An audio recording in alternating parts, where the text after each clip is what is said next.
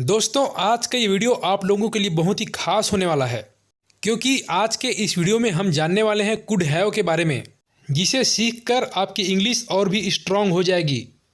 इस वीडियो में हम कुड हैव के बारे में बहुत ही बारीकी से जानेंगे और समझेंगे। इस वीडियो के आखिरी में मैं आपसे कुड हैव से रिलेटेड कुछ सवाल पूछूंगा, जिसका जवाब आप तभी दे पाएंगे जब आप इस वीडियो को पूरा देखेंगे और अच्छे से समझेंगे।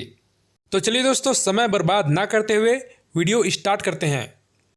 दोस्तों, कुड हैव का मतलब होता है सकता था, सकती थी, सकते थे।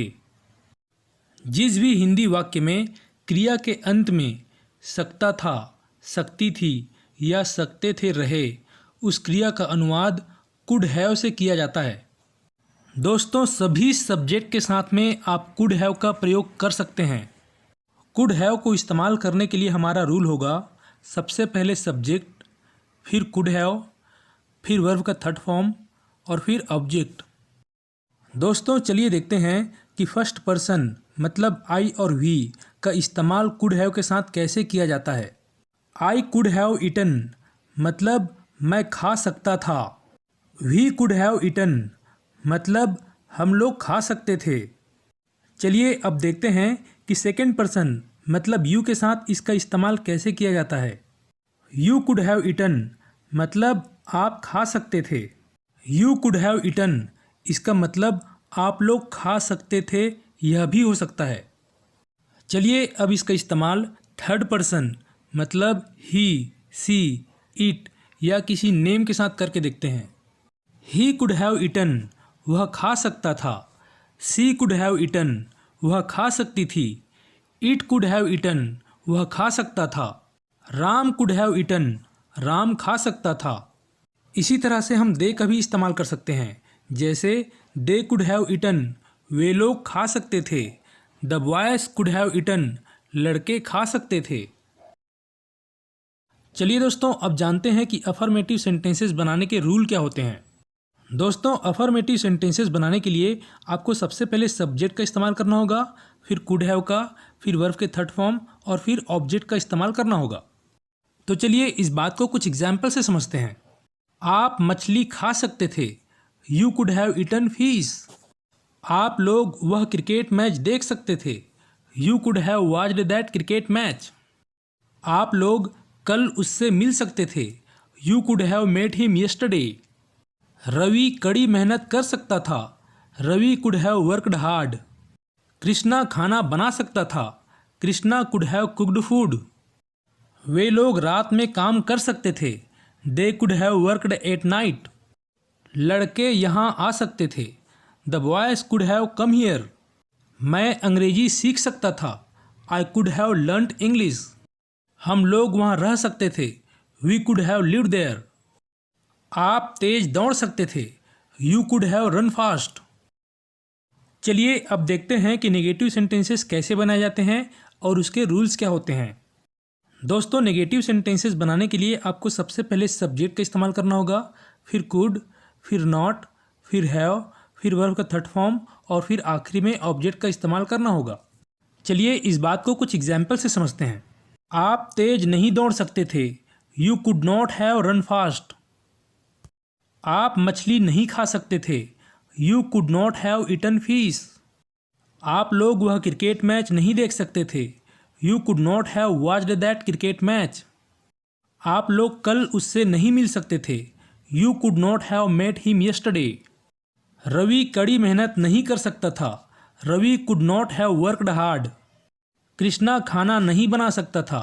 Krishna could not have cooked food. वे लोग रात में काम नहीं कर सकते थे।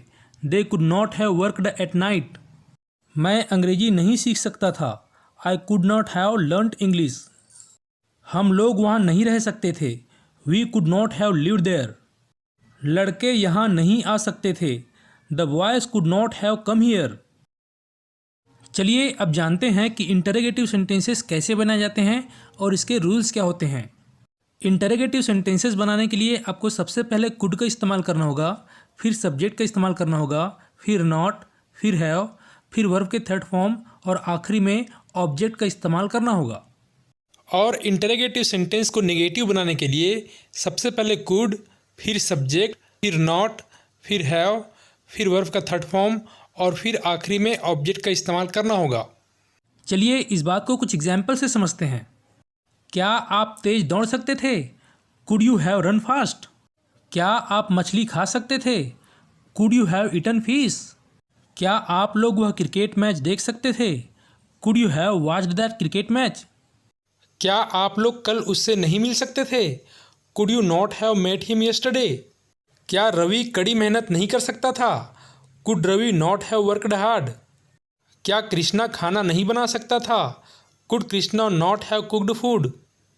क्या वे लोग रात में काम नहीं कर सकते थे? Could they not have worked at night? क्या लड़के यहाँ नहीं आ सकते थे? Could the boys not have come here? क्या मैं अंग्रेजी सीख सकता था? Could I have learned English? क्या हम लोग वहाँ रह सकते थे? Could we have lived there? चलिए अब देखते हैं कि कुड हैव का इस्तेमाल WH फैमिली वाले वर्ड्स के साथ में कैसे किया जाता है। इसके लिए हमारा रूल है, सबसे पहले WH वर्ड, फिर कुड, फिर सब्जेक्ट, फिर हैव, फिर वर्ब का थर्ड फॉर्म, फिर ऑब्जेक्ट।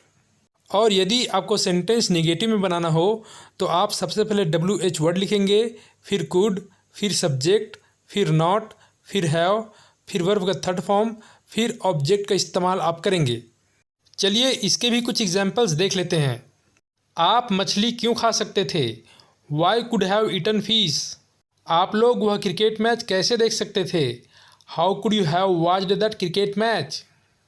आप तेज क्यों दौड़ सकते थे? Why could you have run fast? हम लोग वहाँ कब रह सकते थे? When could we have lived there? मैं अंग्रेजी कैसे सीख सकता था? How could I have learned English? अब चलिए कुछ नेगेटिव सेंटेंसेस के एग्जाम्पल्स देख लेते हैं। कृष्णा खाना कब नहीं बना सकता था? When could Krishna not have cooked food? आप लोग कल उससे कब नहीं मिल सकते थे? When could you not have met him yesterday? Ravi कड़ी मेहनत क्यों नहीं कर सकता था? Why could Ravi not have worked hard?